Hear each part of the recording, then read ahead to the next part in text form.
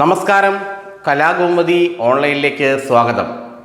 കേരളത്തിൻ്റെ ഹൈക്കമാൻഡായി വിലസുകയായിരുന്നു കെ.സി. വേണുഗോപാൽ. കേരളത്തിലെ കോൺഗ്രസിൻ്റെ അവസാന വാക്ക് മറ്റാരുമല്ല താൻ തന്നെയാണെന്ന് നിരന്തരം ജനങ്ങൾക്ക് മുന്നിൽ പറഞ്ഞുകൊണ്ടിരുന്നു. തന്നെ സ്വയം ജനങ്ങൾക്ക് മുന്നിൽ ഒരു മുഖ്യമന്ത്രി സ്ഥാനാർത്ഥിയായി പോലും കെ.സി. വേണുഗോപാൽ അവതരിപ്പിച്ചു.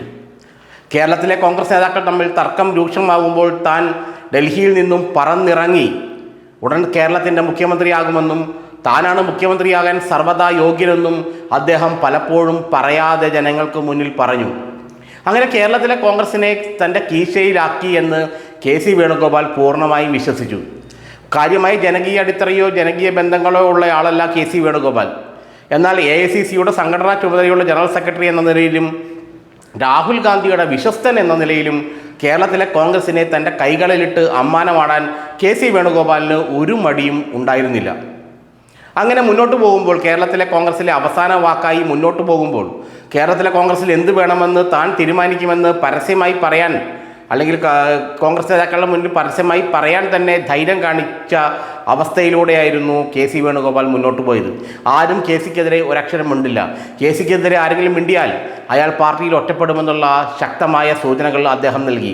അങ്ങനെ KPCC അധ്യക്ഷനെ നിയമിക്കുന്നതിലും KPCC ജനറൽ സെക്രട്ടറിമാരെ നിയമിക്കുന്നതിലും മറ്റ് ഭാരവാഹികളെ നിയമിക്കുന്നതിലുമെല്ലാം കെ.സി. വേണുഗോപാൽ അവസാന വാക്കായിരുന്നു.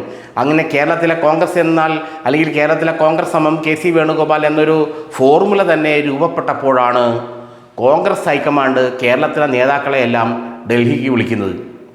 ഡൽഹിക്ക് വിളിച്ചപ്പോൾ കെ. മുരളീധരനും VM സുധീരനും അടക്കമുള്ള കോൺഗ്രസ് നേതാക്കൾ ഒറ്റ കാര്യമേ പറഞ്ഞുള്ളൂ: രാഹുൽ ഗാന്ധിയായിട്ട് തങ്ങൾക്ക് ഒറ്റയ്ക്കൊറ്റയ്ക്ക് സംസാരിക്കണം, എങ്കിൽ മാത്രമേ തങ്ങൾ വരുന്നുള്ളൂ. അത് ഹൈക്കമാൻഡ് അംഗീകരിച്ചു. ഇതോടുകൂടിയാണ് കെ.സി. വേണുഗോപാലിൻ്റെ കച്ചവടം പൂട്ടിയത്. പലപ്പോഴും കേരളത്തിലെ ഏത് കോൺഗ്രസ് നേതാവും രാഹുൽ ഗാന്ധിയെയോ മല്ലികാർജ്ജുന ഖാർഗെയോ കാണാൻ മുറിയിലേക്ക് കയറുമ്പോൾ കൂടെ കെ.സി. വേണുഗോപാലും കയറും. അദ്ദേഹത്തോട് പുറത്തു പോകണമെന്ന് ഇവർക്കാർക്കും പറയാൻ കഴിയില്ല. എന്നാൽ ഇത്തവണ രാഹുൽ ഗാന്ധിയെയും മല്ലികാർജ്ജുന ഖാർഗെയും കാണണമെങ്കിൽ തങ്ങൾക്ക് ഒറ്റയ്ക്ക് കാണണമെന്ന് ഈ സീനിയർ നേതാക്കൾ നിർബന്ധം പിടിച്ചു. അതിന് ഹൈക്കമാൻഡ് അനുമതി നൽകി. ഇതോടുകൂടിയാണ് കെ.സി. വേണുഗോപാലിൻ്റെ മുഖ്യമന്ത്രി പദമോഹം പൊലിഞ്ഞതെന്നാണ് കോൺഗ്രസ് നേതാക്കൾ പലരും പറയുന്നത്. ഒറ്റയ്ക്ക് രാഹുൽ ഗാന്ധിയെയും മല്ലികാർജ്ജുന ഖാർഗെയും കണ്ട കോൺഗ്രസ് നേതാക്കൾ ഒരു കാര്യമേ പറഞ്ഞുള്ളൂ: കെ.സി. വേണുഗോപാൽ കേരളത്തിലെ കോൺഗ്രസിൻ്റെ കാര്യങ്ങളെ കുളമാക്കുന്നു, അദ്ദേഹത്തെ നിയന്ത്രിക്കണം, നിയന്ത്രിച്ചില്ല എങ്കിൽ അടുത്ത തവണ ഭരണം ലഭിക്കുകയില്ല. മറ്റ് 27 സംസ്ഥാനങ്ങളിലെ ചുമതലയുണ്ടായിട്ടും അതൊന്നും നോക്കാതെ കേരളത്തിൽ മാത്രം എന്തിനാണ് ഇദ്ദേഹം അടിഞ്ഞുകൂടി ഈ പ്രശ്നങ്ങൾ ഉണ്ടാക്കുന്നത്? കേരളത്തിലെ പ്രശ്നങ്ങൾ തീർക്കാൻ കേരളത്തിലെ നേതാക്കളുണ്ടല്ലോ. അഖിലേന്ത്യാ നേതാവായ കെ.സി. വേണുഗോപാൽ എന്തിനു വരണം? അദ്ദേഹത്തിന് കേരളമടക്കം 28 സ്റ്റേറ്റുകളിലെ ചുമതലയാണുള്ളത്. അതുകൊണ്ട് അത് നിർവഹിക്കാതെ കേരളത്തിൽ മാത്രം അദ്ദേഹം തമ്പടിക്കുന്നത് ഒട്ടും ശരിയല്ല എന്നാണ് കേരളത്തിലെ കോൺഗ്രസ് നേതാക്കൾ പറയുന്നത്. വരുന്ന തെരഞ്ഞെടുപ്പിൽ കോൺഗ്രസ് നേതാക്കൾക്കിടയിലും പ്രവർത്തകർക്കിടയിലും വലിയ അനൈക്യങ്ങൾ ഉണ്ടാക്കാൻ കെ.സിയുടെ ഇടപെടലുകൾ കാരണമാകുന്നു. അദ്ദേഹത്തിൻ്റെ സ്വന്തക്കാരെ, അദ്ദേഹത്തിന് വേണ്ടപ്പെട്ടവരെ മാത്രം പ്രധാനപ്പെട്ട സ്ഥാനങ്ങളിലേക്ക് കൊണ്ടുവരുന്നു. ഇത് കേരളത്തിലെ കോൺഗ്രസിനെ തകർക്കുമെന്ന് സീനിയർ നേതാക്കളെല്ലാം ഒരേ ശ്വാസത്തിൽ ഒരേ സ്വരത്തിൽ കോൺഗ്രസ് ഹൈക്കമാൻഡിന് മുന്നിൽ പറഞ്ഞു. രാഹുൽ ഗാന്ധിക്ക് മുന്നിലും പറഞ്ഞു, മല്ലികാർജ്ജുന ഖാർഗെക്ക് മുന്നിലും പറഞ്ഞു. ഇതോടുകൂടിയാണ് ഹൈക്കമാൻഡിന് റീതിങ്ക് ഉണ്ടായത്, ഒരു പുനർവിചിന്തനം ഉണ്ടായത്. അങ്ങനെ കെ.സി. വേണുഗോപാലിനോട് കേരളത്തിലെ കാര്യങ്ങൾ ഇനി എടുത്തിയാടി ഇടപെടണമെന്നുള്ള നിർദ്ദേശം കൊടുത്തു. മാത്രമല്ല AK ആന്റണി ഉൾപ്പെടുന്ന സീനിയർ നേതാക്കളെ ഉൾപ്പെടുത്തിക്കൊണ്ട് ഒരു 13 അംഗ കോർ കമ്മിറ്റിയും ഉണ്ടാക്കി.